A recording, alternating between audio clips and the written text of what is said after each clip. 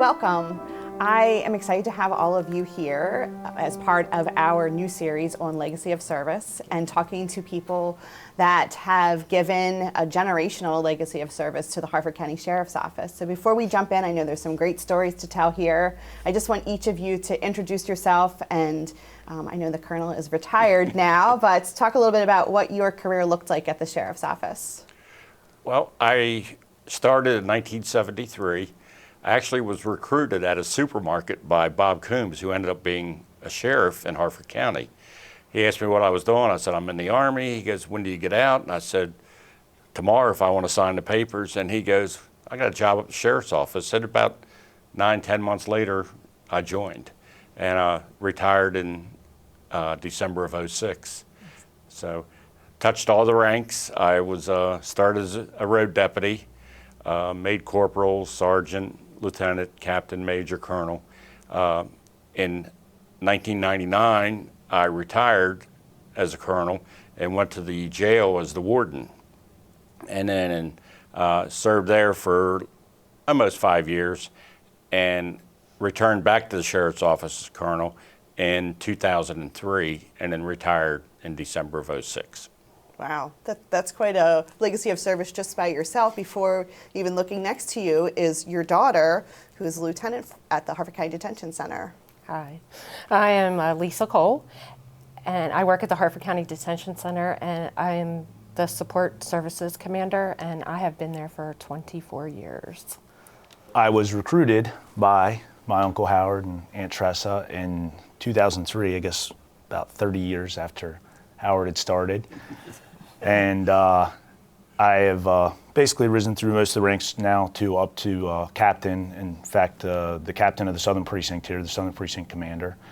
And I'm sure we'll talk about it a little bit later, but I've also tried to jump into as many of the specialized units that we've had here in the Sheriff's Office. There's a lot of opportunities that have been provided, some of which I followed my Aunt Tressa and Uncle Howard with the SWAT team and the police motorcycles, drill instructor, academy instructor, everything I can get my hands on, I've tried to jump into. And so I'm in my 20th year right now. And last but certainly not least, Chief Walter, talk a little bit about how you gave your life of service to the Sheriff's Office, retired, and are continuing to do that now for the citizens of Havre de Grace. Certainly. I actually started at the Sheriff's Office in 1980 as a dispatcher. It was something that I can honestly say I really hadn't thought too much about being a police officer. I kind of considered it because I came from a military family and service was always in our family. But once I was here, I found that I really enjoyed the whole law enforcement community. I started the police academy a couple years after that, and then like my family here, rose through the ranks. I was the first female commander at the Sheriff's Office. They hadn't had a female commander before. I was also the first female precinct commander. Now he's the precinct commander. I've been on SRT, which also SWAT, Special Operations, commanded that. So I've really enjoyed my time at the Sheriff's Office. I retired after 25 years. I ended my career at the Sheriff's Office in June, I think it was June 2005, and July 1. Ended it on a Friday, and on Saturday I started in Havre de Grace on July 1 working the 4th of July. Wow. That's always a big event for the city of Havre de Grace. And I've absolutely enjoyed being the chief of police for Havre de Grace. We have a phenomenal community. That's also a community of a lot of volunteers, good people in Havre de Grace. And I'm very fortunate, just like at the Sheriff's Office, where I work with great people, I work with very good people also at the Havre de Grace Police Department. So I think we were talking a little bit before we got started. We think collectively there's more than 100 years of service to Harford County right here. Yes. Yes, there is. That's amazing. So Howard, can you talk a little bit about how it makes you feel to watch your daughter and your nephew kind of follow in your footsteps? Well, yeah, I was glad that both of them chose this profession. I did try to recruit them for it. I thought they both had the tools and the personality and the skill levels to do well in the job. And I imparted one of the things that I tried and impart in them was when you deal with the public or the citizens, treat everyone like they're a member of the family. And I think they've both done that. And Tressa did the same thing. She's always been that way. And that way, you never had people complaining about your actions. Lisa, what does it mean to have worked with your dad these years? I know at one point he was the warden. He talked a little bit about that. And your career has been at the detention center. So my first year, he was the colonel, so he wasn't there at the jail. Then he told me that he was going to become the warden. And it was hard at times, but to this day, I'm proud that he was the warden, because a lot of the officers that are still there and that worked under him still come to me and say that your dad was the best warden we ever had, and he did a lot for us, and he really cared about us. So that makes me proud that I am followed in his footsteps. And what do you have anything to offer? So I've been fortunate, I guess you would say, to have worked for all three of them at one point in time in the sheriff's office. I think you said Lisa was your field training officer. She was a field trainer, my first supervisor at the detention center. When I got hired, we didn't have a cadet program at the time, which I'm so proud of the cadet program we currently have. It's a great building tool for this agency, and we're continuing to expand upon it. But all we had was basically a civilian security position where we worked a booth at the precinct. And so I started there, and at the time, the sheriff elected to put somebody under the age of 21 out at the detention center. It was a little bit of a test program. And I was fortunate enough to be accepted to that. And now it's kind of common practice. Now when we have officers that are under 21, even though they might be aspiring to be a police officer, they get great experience out at the detention center. And I learned a lot out there. I was only out there for about a year, but had good supervision, good field trainers. I've really learned how to communicate with people. I will say this, it's a lot easier to communicate with people on the road than it is inside the detention center. So I have a lot of respect for those officers out there. And then when I went to the road finally, Tressa was my precinct commander down here at the Southern Precinct when we were operating out of the old 7-Eleven. Pretty tight corridors, so it's kind of hard to go unnoticed in there. But honestly, I think even when I was in the academy and Howard was the colonel, it never made it easier on us. I think it pushed us a little bit harder. I think I can speak for Lisa the same and Tressa. I think we always tried to go a little bit above and beyond. We always tried to be the best possible, just because we talk about the legacy. Like, we didn't want to tarnish it at all, and I think we always tried to hold ourselves to a higher standard just because we didn't know what other people would hold us to. So it sounds like you took that on as an additional responsibility that you had to continue the good name of the legacy and of your family. Absolutely. Yes. Today, behavioral health issues affect as many as 1 in 5 people, and we have developed a center to provide a single point of contact and access to care if you or a loved one is suffering from a behavioral health crisis. A behavioral health crisis refers to both mental health and/or substance use issues. The very first thing you or a loved one should do if experiencing a behavioral health crisis is call our 1-800 number. This number will connect you quickly to an experienced team of behavioral health professionals who can help you assess your crisis situation and decide what your immediate next steps should be. These steps can include a mobile crisis team visit to your home, coming to the crisis center or setting an appointment for next day assessment, calling for emergency services and going to the closest emergency room, or a referral to another resource in our area. Call 1-800-NEXT-STEP when you need help, and please visit our website to learn more information about the services we provide.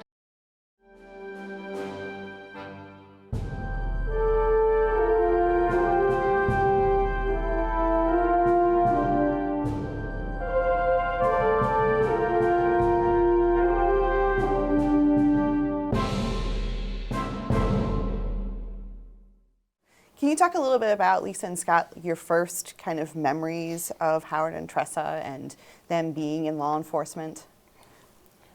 The one thing I remember is one year my dad took me to Law Day down in Baltimore City at the Inner Harbor when Eric Estrada was real popular in Chips, and he took me down there. So that was like my first real thing to see like law enforcement, so many law enforcement people. But when we were younger, when I was younger, he didn't, he never brought that home. He kept it, my stepmother and my dad kept that personal, and home was home. Yeah, same thing as what Lisa just said here. I don't remember them pushing that on us at all or bringing it around the household. And we spent a lot of time at our grandmother's house together, all together. We had a lot of family time together. But I think I was 5 years old about when the first time I remember seeing them in uniform. And honestly, I was a little intimidated by it. Howard was always, a little intimidating to begin with. But my dad probably pushed me harder going towards Howard and Tressa for the career than they ever did. I don't remember them pushing it on me at all until the end when they gave me the opportunity. But it was other family members that actually kind of encouraged me and pushed me towards them to say, you should consider this and you should go to them for guidance. Was there ever a time that you were on the job and you were worried or had an incident that you were worried about if Lisa found out about it or how she might react? Yes, there was I think she was around 5 or 6, and there was an incident down in the Abington area where an individual pulled a shotgun on me and held me at bay for a while. I never mentioned anything, didn't bring it home, and this was before Tress and I were even married. And then it was in the Aegis. And Lisa called me, she goes, "Dad, a guy pulled a shotgun on you." I said, "Well, yeah, I knew that." And she goes, "Well, you never said anything." And I said, "Well, because we resolved it and there wasn't an issue." I said, just one of those things, Lisa, it's part of the job. So she was a little upset about it, but, Sure. it was work. Can you think of something, Lisa, that maybe a time when you couldn't get in touch with them or something that really maybe made you nervous about your dad being on the job? When I was in high school, we had the Frank Green incident, who had shot a police officer and was kind of on the loose in Havre de Grace. And at that time, I lived in Havre de Grace, and I couldn't get a hold of my dad or my stepmother. We didn't have cell phones back then. So every time my mom would walk out of the room, I would try to call the sheriff's office. And of course, they were fielding calls and busy. But it was literally hours before I heard from him. And then it was like a 2-minute phone call, "We're okay," and that was it. And then he called me when everything was over and done with. But it was a very long, drawn out night and into the early morning. It was scary. So how do you think that you balance now, Howard and Tressa, that your daughter and your nephew are now walking in this same pathway, and Tressa still actively serving the citizens of Havre de Grace? Do you have any of those fears? It's a different time in law enforcement. How do you handle those things or have those discussions with them now as adults? Well, like I said, I recruited them for the job. I thought they had the personality, the skills, and the intellect for the job. I thought they would do well, and they're both commanders now, so they have done well. You do the best you can to prepare them for everything, and then your wish is that they are successful. And I won't say that I haven't over the years had some concerns, of danger, but you kind of put that behind you and move on, and things just say, hey, what happens, happens. I can't do anything more about it. I did the best I could to get them ready for this. Hopefully they can succeed, and they have. So, Tressa, we were talking about how they're well trained. Yes, definitely. The Sheriff's Office does a wonderful job training their personnel. They truly, truly do. And I know both of them also do extra, training and education on their own above and beyond what the Sheriff's Office gives them. I'm very proud of both of them. They are two exceptional people. Sometimes a little humble, but I think they are two very, very good people. I would be lying if I didn't say that I'm not concerned, especially in this day and age of the climate of law enforcement. And I know, everybody says the majority of people are very, very supportive of law enforcement. But nonetheless, there are still a lot of issues out there, a lot of perceptions, a lot of untruths about law enforcement and corrections. That gets very, very frustrating. But again, they're two very intelligent people. They've got good heads on their shoulders.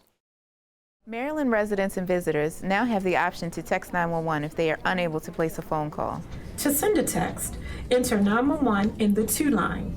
In your message, include the location of your emergency and the type of help needed.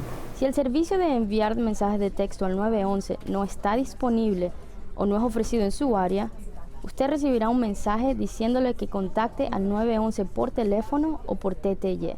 911. Call if you can, text if you can't.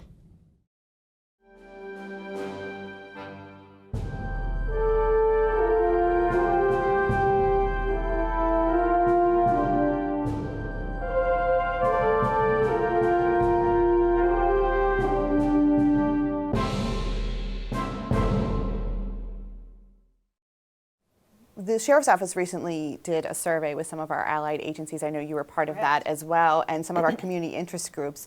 And what we found was that the citizens of Harford County overwhelmingly love their law enforcement.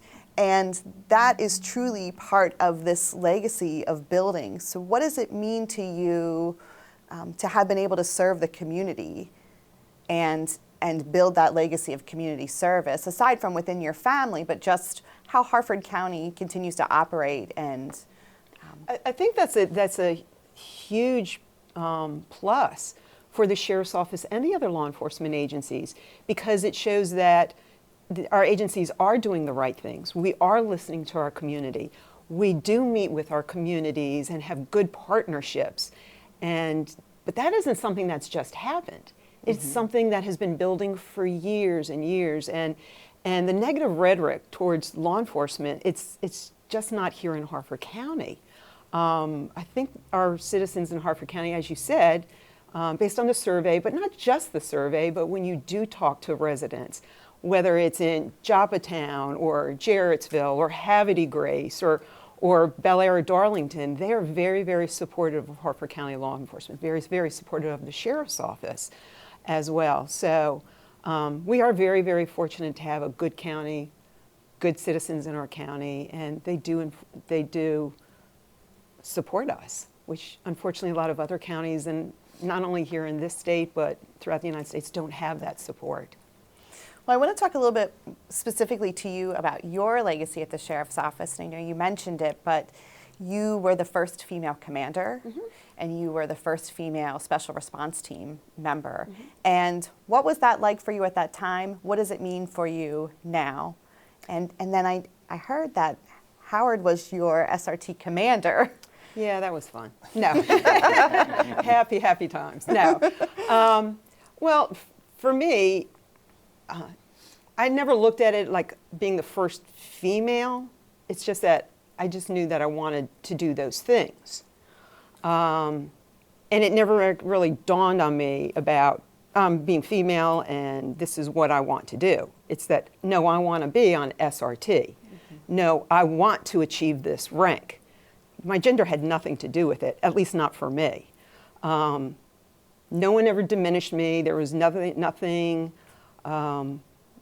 tests weren't different because of my gender or anything like that. I just did what was required of everybody and didn't always come out number one, so I sometimes had to test again. But I've enjoyed it. I really, really have. The Sheriff's Office throughout my entire time, I've never had any problems, never experienced any issues as far as harassment or being diminished in any way. Everything was just, everybody does the same thing. As a good friend of mine says, everyone loads the wagon. This agency has provided me with so many opportunities that I know there's no other profession or job in this world that I could have done that would provide me with the opportunities that they have. And when I started here, I was basically right out of high school when I was hired, so I didn't have a college education. The Sheriff's Office has, in turn, though, been paying for my college education and getting me to that point. But yeah, the opportunities that I've had, the places I've been able to go, some of the specialized units that I've been able to be part of, I've gotten to travel all over this country just because of some of the secondary positions here within the agency. So I just can't say enough about the place and what I think these guys and girls have made it into, though. Like you said, you can't just bring a commander or one leader in and change the entire face of the agency. This has been in the works for decades. And as was mentioned earlier, we're coming up on a big mark here in a couple years. 250. 250 with the Sheriff's Office. And so there's a lot of history here, and I hope it continues that way. And the only way we can do that is continuing to recruit good people and continue these legacies. And obviously we're not the only legacy within the Sheriff's Office.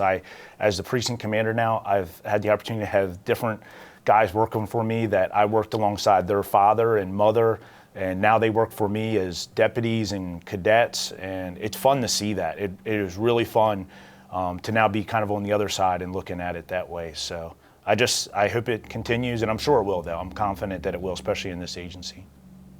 Yeah, I always like to, if I see somebody who I think is a good candidate for law enforcement, but if for some reason I don't have any vacancies in my department, which is not the issue right now, or even somebody who's 18, 19 years old, I always refer them to the Sheriff's Office because of the cadet program, because they can go into corrections. And if they're a good candidate, I don't want Harford County to lose a good candidate to another law enforcement agency.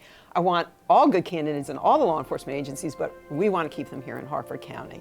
So as Scott said, this is a very good, the Sheriff's Office has been very good to us, and I've enjoyed it. And you've been very good to the agency as well. So we thank you for all of your 100 plus years of service. So thank you again. Thank you.